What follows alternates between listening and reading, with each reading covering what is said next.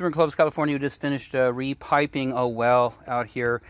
We'd been out and done some work for the homeowner, and we took a look at the piping down here, and it was as old as the home. It looked like the nipples were corroding through, and some of the pipe was too as well. So what we did is we just took it all the way back to the wellhead right there, left the 90 in place so we didn't drop the line into the tank down there.